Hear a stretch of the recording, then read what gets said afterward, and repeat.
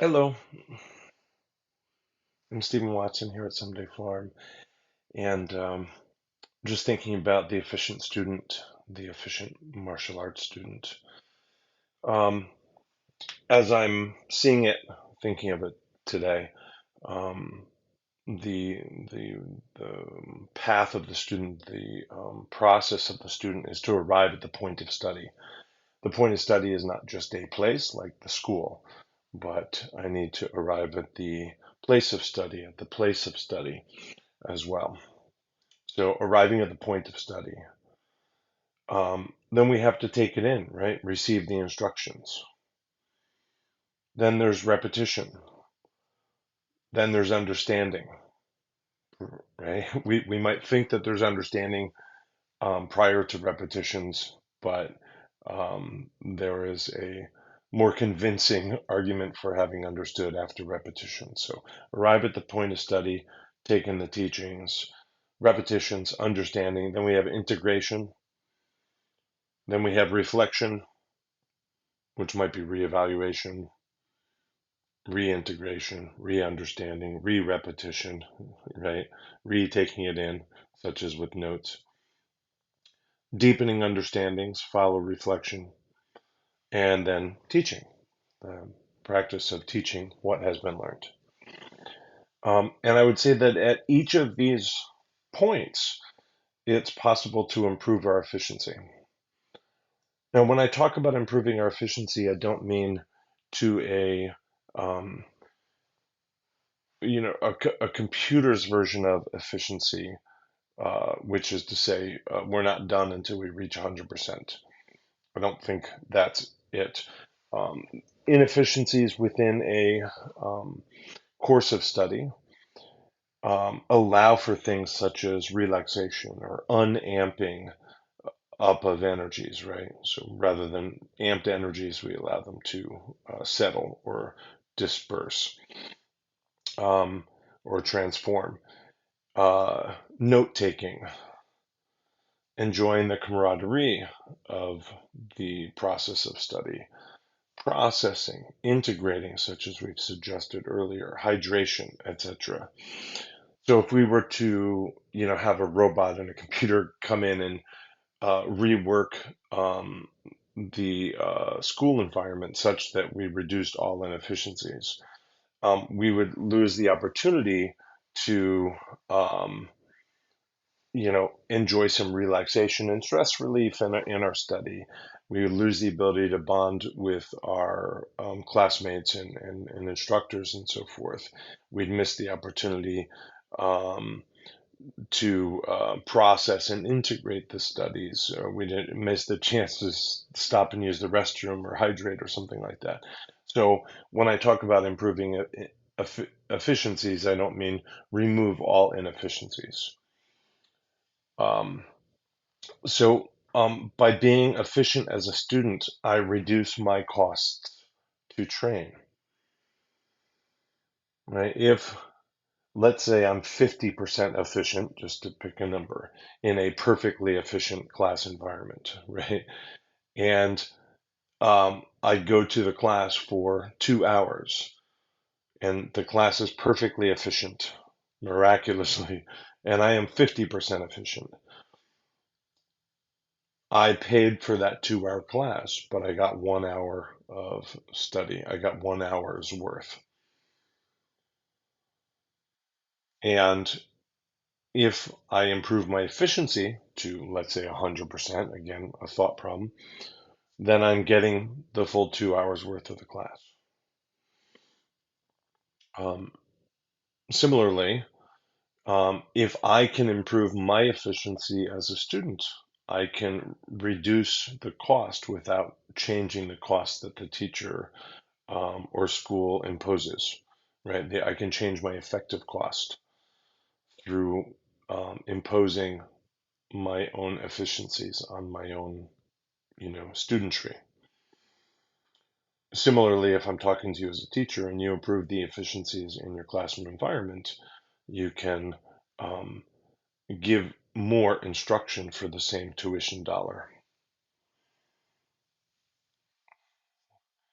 Um, I used to tell I used to tell my students, like the children when I was teaching kids, you know, as you're running around goofing off, not paying attention, and so on and so forth, you know, it's costing you more money to get this instruction because the clock ticks regardless. And it's much easier on me if I don't have to teach, if I have to wait for you to line up and get your belt tied and get to doing your jumping jacks or whatever it might be. Um, that's fine by me. I'm still getting paid. So it's in your best interest to be more efficient. Um, Similarly, by being efficient, I'm able to get more and further and deeper into the study with my teacher, right? So if I am quite inefficient as a student, um, time runs out. And if that time hadn't run out, or if I had gotten to the point that I get to at the end of a class sometime earlier in the class, I am offering my teachers an opportunity to deepen the lesson or to expand the lesson or vary the lesson or tell me the next step or what have you. Um, and so, similar to the cost thing, right? The effective cost or net cost, I'm able to offer the opportunity to receive more of the teachings. What's next? What's varied? What's further? Um, you know, uh, what's a variation? That sort of a thing. Um, by being efficient as a student, I'm better able to be present for teachers and other students in the school.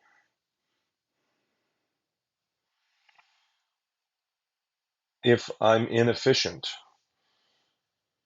right, and um, I'm working with my partner and I want to make a note, but I didn't bring a pencil and I have to go ask or go over to the office and see if somebody has a pencil and then go get it and then bring it back. Maybe that's taken me 2 minutes and my partner's standing there waiting for a partner because they can't do this throw without a partner. By being efficient as a student, I'm better able to be present for teachers and other students in the school, right? Such as when I was suggesting with the lining up, if the teacher's trying to get everybody to line up or to listen to the next lesson or whatever, and I'm inefficient, right? I'm chatting, right? I'm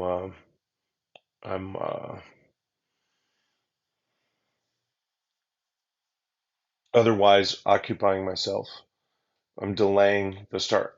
Let's say, for example, I'm delaying it by 15 seconds, which might not sound like too much, but maybe that happens 4 times in a class, or maybe that happens, yeah, we'll say 4 times in a class. That's a minute per class, right? That is a significant percentage of a 1 hour class. And if we say I go to 3 classes in a week, that's 3 minutes a week of that inefficiency, which means it's 156 minutes in a year, which means after 5 years, right? Then we're talking about 750 minutes. So that is 12 hours, 11 hours, whatever it might be. And is that what I mean to do in my martial arts training, right? By being efficient as a student, I'm developing the mindset of preparedness, right? So what does it mean to be efficient as a student, right? It means having my gear bag. It means having my hydration. It means having my nails trimmed before class. It means having my hair tied back before class. It means having my uniform clean and in my bag. It means having uh, my weapons, if they apply, in my bag or my sparring gear or whatever, right? It means having my equipment with me. It means having um, myself on time for class, something as simple as that. Um, the mindset of preparedness is going to serve everybody interested in self-defense. And to be efficient means to be prepared. Like we don't become efficient as a student unless we're prepared. And that mindset of preparedness, which is to say foresight, planning, awareness, consideration, empathy, right, and then action. Um, this is something that I'm developing this mindset of, this valuation of, just by remembering to bring my notebook to class, my hydration bottle to class, my uniform or shirt or whatever, belt or whatever it might be to class, my tools to class, my medical kit to class, whatever. Um, I've had students that need an inhaler for their asthma, but they leave it home some days. And then they gas out and they need to just wait for 5, 10 minutes rather than take the medicine, for example. Um, uh, some people might have, like their t-shirt ripped or something in a class. And I've always felt like, hey, it makes sense to have a spare shirt in your bag. Then, I can just keep going. I can switch the shirt on and keep going. By being efficient as a student, I'm developing an understanding of, an appreciation for, and insight into the fundamental value of efficiency. In a self-defense encounter, I can employ efficiency, right? If we presume that in a self-defense encounter, which I didn't choose to have, right? I'm not an offender, I'm a defender. We can presume that whatever my readiness level is, my preparation, my tool set, to the person starting the conflict, I appear like a reasonable target to them, right? They, in some calculus, have determined that I'm slower, less strong, less aware, less equipped than they are. In other words, they see a deficiency and then they spring their attack, right? Whatever the assault is or the robbery or whatever. Now, if that person is a 100, just to pick some scale I'm making up, if that person's 100 and I am 80, right? They they win, right? And that's how they victim selected me, right? They're 100, I'm 80. But if they have not been practicing this stuff, they may only be at 80% efficiency. Again, I'm just making up a number. And if I've been preparing myself, I can be at 100% efficiency. So now we have 100% of 80, that's me, and we have 80% of 100, that's the attacker, which means I've evened things up, right? My point here is not that particular math, but that I can move things uh, in the direction of less gap between us. Maybe they're 50% efficient and I'm 100%, and right, and now it's 80 to 50. I don't know, but the point is, it's here, and I want to get it something more like this. Um, and if we look at the um, efficiencies in the martial arts that survive from the ancient era, we can see many, many incidences of efficiencies within the art, right? Um, a real economy of motion. And while that's inherent in many of the arts that are practiced, I can develop this valuing of that, this insight into that, this appreciation for an understanding of the place of efficiency um, in the mind and heart and spirit of the martial artist. So my coming into class on time, my being prepared with a question or an answer, my being prepared with my gear, that sort of a thing. This lends itself to um, a better fit with the philosophies of the martial art.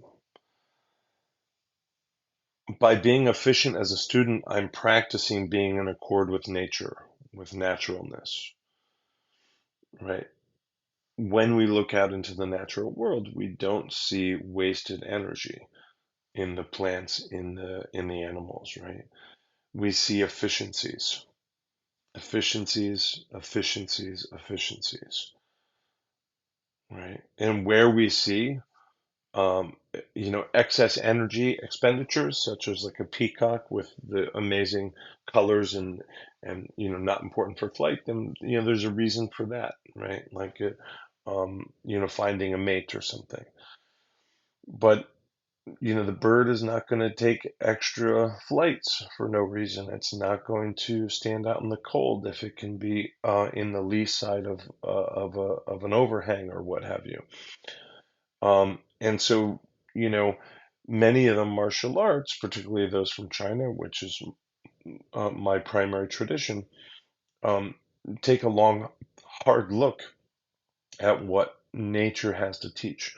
And we try and develop our strategies and insights largely based on what we see in nature. And we can't really look into nature and not see efficiencies. Um, so, one of the questions we might ask ourselves is, you know, where are the efficiencies, that we can tend to as a student? Our gear, I was doing it down here below our gear, our uniform, our stretching, right? Are you stretching before the teacher starts you stretching? Are you stretching before you go to class, perhaps? Are you stretching between techniques, right? If I get injured because I'm not stretching or warming up, then not looking at that like 1 minute out of a class thing because I'm looking for my water bottle, or taking a break to go to the restroom because I couldn't manage to think ahead enough to go to the restroom before the class, right? That's not to say that you can never go to the restroom during class, but for many of us, there's an opportunity to go to the restroom, and I can take it if I think of it, if I plan for it, if I'm aiming to be efficient, if that's my mindset. But if I get injured, maybe I lose, let's say, 3 weeks of class because of my sprained knee, because I wasn't warmed up or I wasn't paying attention to that and I didn't have my, uh, my whatever neoprene sleeve for my knee or ace bandage or something like that because I left it in my other car, what have you. So our gear, our uniform, our stretching, or let's say warming up perhaps, our mood mentality shift, right? So many times we're coming to class and we're leaving a difficult family situation, or we're leaving a difficult work situation, or maybe not difficult, maybe just quite varied from the martial class environment, or perhaps really stressful. And sometimes people like just stay at work and then they rush to get to class and they get to class on time. So we could say, hey, they're being efficient, but are they fully in class? Does it take them 15 minutes to kind of actually be in class, even though they've bodily been in class for 15 minutes? Right? So if I'm being efficient about my martial arts studentry, I would think that that would include that mood or mentality shift that is likely to serve us coming into class. Right? Um, our notebook, right? I can't tell you how many times I've had a student, they want to do their notes on their phone, but they didn't update their app, or their phone's on 2%, and so they can't really do their notes. Or they don't have a pen, but they have the notebook, or they have the wrong notebook. They look, now that they're in class, they look and it's the wrong one, right? Or they get to class on time. You can see them in the parking lot and they're rooting around for 5 minutes looking for their notebook. Now they're kind of late for class, even though they arrived on scene in time. That lining up thing, quite often, I can't tell you how many times I've been in a situation where, as the teacher, I've got everybody paired up and I'm ready to say the next thing, and people are inattentive. They're slow to bring their attention back for the next part of the lesson. And if I added up all those minutes, it would be a significant chunk of training that I'm here for, they are expecting, they've paid for, but nobody's getting, which also means I'm not getting a chance to teach it. So, you know, it's it's a failure to value my time fully, right? It's an insult, maybe a slight insult to me, to not be ready. So gear, uniform, these are just a few things I thought of tonight. Gear, uniform, stretching, mood shift, notebook, lining up. So maybe take this as a challenge to you. You know, if you want more out of your training in the coming year, in the coming years, be more efficient. You net more if you're valuing and practicing, proving that you value efficiency. So, thank you all very much. Love.